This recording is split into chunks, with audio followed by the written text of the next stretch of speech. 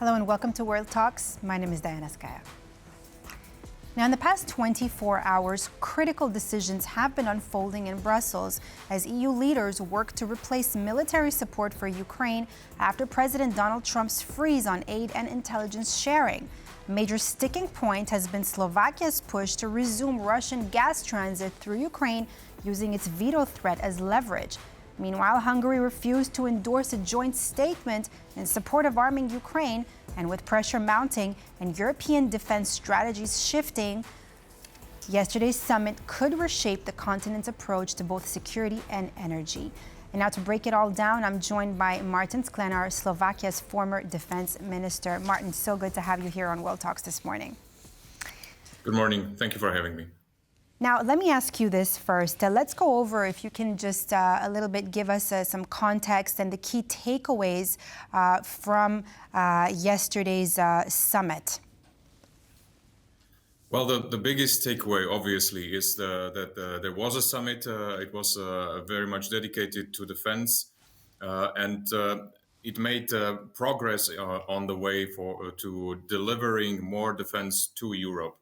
Obviously, the European Union's tools are very much set up for mostly different kind of cooperation, and defense is something that the European Union did not do as part of the core business that it was also set up to do. So this is basically groundbreaking, and as we go, we will see developing this further. What the heads of state and government have said yesterday in the statement and with their decisions is that they are very much committed towards building more defense in Europe by Europe, which is extremely important in the critical situation coming from the threat from Russia, but also with the instability in the transatlantic relationship.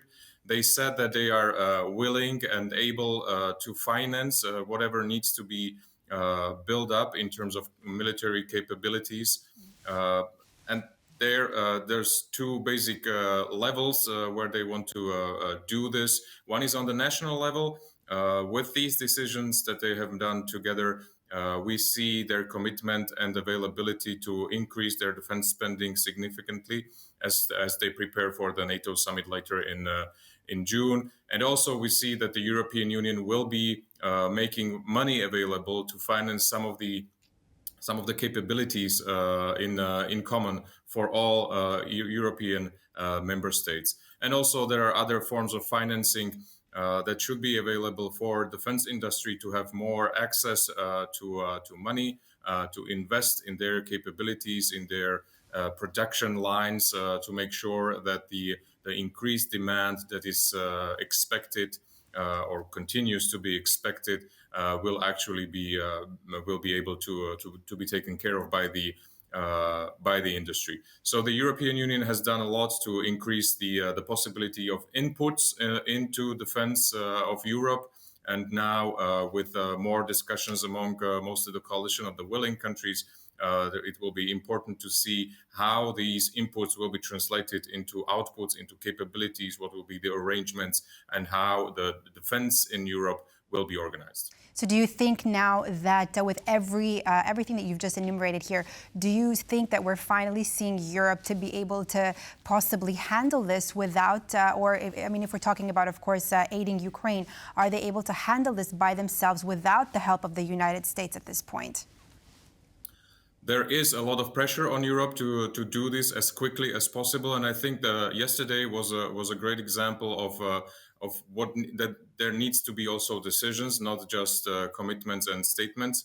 I think this was very important to open the way for more concrete decisions on how Europe can actually deliver on what it needs to do. The expectation is that Europe will deliver and can do this, yes, we just have to follow as the news break and as we follow this further how this will go. Martin, Slovakia has been pushing for the resumption of Russian gas transit through Ukraine and was expected to veto EU aid to Kyiv if its demands were not met. Now, with the EU that's working currently to provide Slovakia with guarantees on this issue, do you think this is going to set some dangerous precedent where economic interests are going to be prioritized over actually supporting Ukraine? Well, I wouldn't take the Slovak example as something that is in the mainstream. Slovakia's government position currently is outside the mainstream of positions of European countries. This is a very specific issue. I'm not sure how much of an economic benefit it could actually bring, even if political talks are resumed and the solution is found to resume transports or transits through the Ukrainian pipeline to Europe. There simply is no demand on the European side. I mean, there are no customers who would buy the gas that would be actually shipped. This is mostly a political issue that Prime Minister Fico also uses to frame the discussion with which he goes then to Brussels also for inner political interests, and I wouldn't consider this to be a model in the future.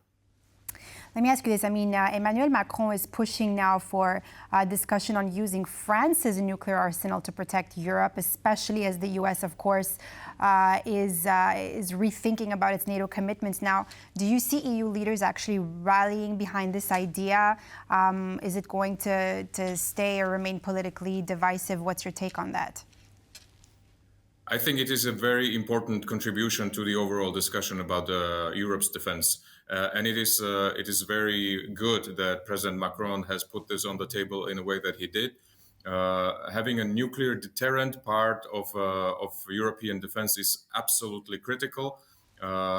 In any case, I mean, this is the case now with the arrangements that we have in NATO with US, UK, and also French nuclear forces, and the discussion that are going on as part of the cooperation in the alliance.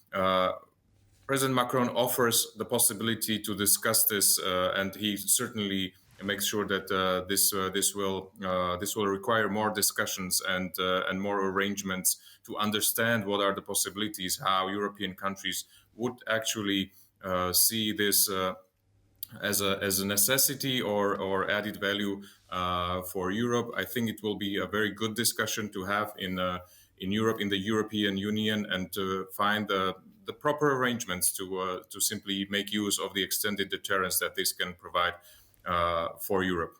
I mean, Poland and Denmark have actually already signaled openness to be able to discuss France's nuclear deterrence. Now, would you say that it could actually mark the beginning of possibly a more independent European defense strategy, and of course separate from U.S. protection?